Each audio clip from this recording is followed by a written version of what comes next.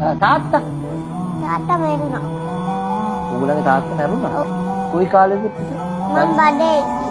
ඔයා අම්මගේ බඩේ ඉද්දි ඔව්. එයාට කකුලේ අමාරුවක් ඇවිල්ලා බෙහෙත් එකක් විදලා මැරුණා. ඒ කියන්නේ බෙහෙත් විස වෙලාද බෙහෙත් එක විදලා. ඉඳලා තාත්තව පින්තූර වලින් දැකලා තියෙනවා. පින්තූර හතරක් තියෙනවා. හදලා තියෙනවා. හතරක් තියෙනවා. ඔව්. තාත්තගේ. තාත්තව හීනේ පේනවද? තරුවෙන් බලන් ඉන්නවා ලෑට අපේ. කවුද? තරුවෙන් ලෑට බලන් ඉන්නවා. බලන් ඉඳලා අපි බලන් ඉන්නලා එයා ලෑට ආයෙත් තියාගෙන ඉන්නවා.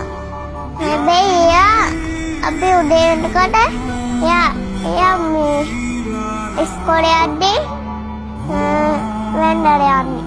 ඉස්කෝලේ යද්දී වෙන්නට යන්නේ. තාත්තට ඔව්. අමදාව කොහෙටද වදින්නේ? කොටයකට. මහා වැඳලා යන්නේ. උඩුව තියලා වෙන්නලා ඉස්කෝලේ යනවා. කවුද එහෙම කරන්න කියලා දීලා තියෙන්නේ? අච්චි. හරි. වදා අපරාධද? ඔව්.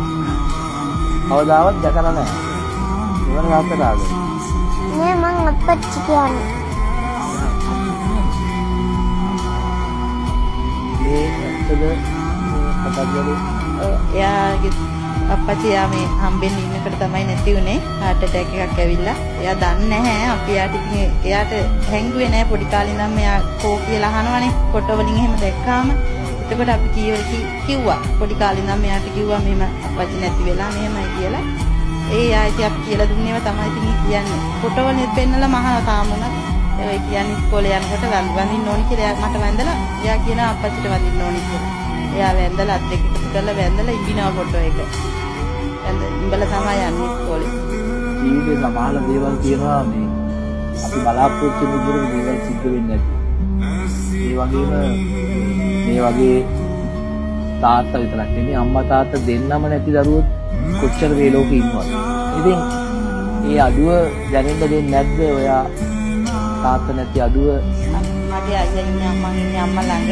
මේ අයියාත් ඉන්නවා මගේ සහෝදරයා. එයාට තමයි මෙයා පොඩි කාලේ ඉඳන් තාත්තා කිව්වේ. මේ ටික ලොකු වෙනකොට එයා බාප්පේ කියලා කියන්නේ. දැන් බාප්පේ කියන්නේ මාමා නෙවෙන්නේ. එයාට බාප්පේ කියලා කියන්නේ. එයා ගැන තමයි ඉතින් එයා තමයි ඉතින් ඉන්නේ. ඔයාගේ වීරයා කවුද? බාප්පා. ඔය වීරයා බාප්පා. ඔයා බාප්පට ගොඩක් ආදරේ? ඔව්. ගොඩක් ආදරේ. ඔව්.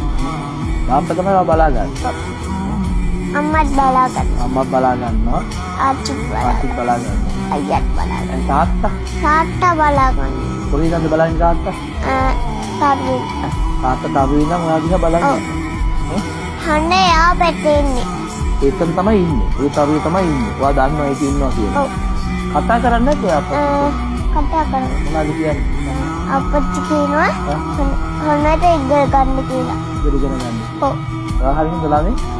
ඒ වගේම මේ විවාහ දෙමාපියෝ තමන්ගේ සමහර වෙලාවට තමන්ගේ ස්වාමියා හරි දිවිල හරි නැතු වුණාට පස්සේ විවාහ දරුවන්ට ඒක රහසක් ඇටියට හංගනවානේ. හුඟක් වෙලාවට කියනවා රට ගිහින් කියනවා වෙන නැත්තම් මොකක් හරි බොරුවක් කියනවා. ඒක ඇත්ත කියන දේ දරුවන්ට කියලා දෙන එක පොඩි කාලේ ඉඳන්ම මම හිතන්නේ හරි වටිනවා. එයා හරි ශ්‍රේෂ්ඨයි. එහෙම ඒ දරුවට ඒක තේරුම් කරලා දෙන්නේ. ඒ වගේ තමයි මේ එහෙම ඇත්ත කිව්වත් එයාගේ ජීවිතේ තාත්තා හැමදාම ඉන්නවා. අපි ඇත්තට තාත්තා ජීවිතේ සමු ගත්තත් තාම එයාගේ ජීවිතේ තාත්තා ඉන්නවා. ඒක හරි වටිනවා.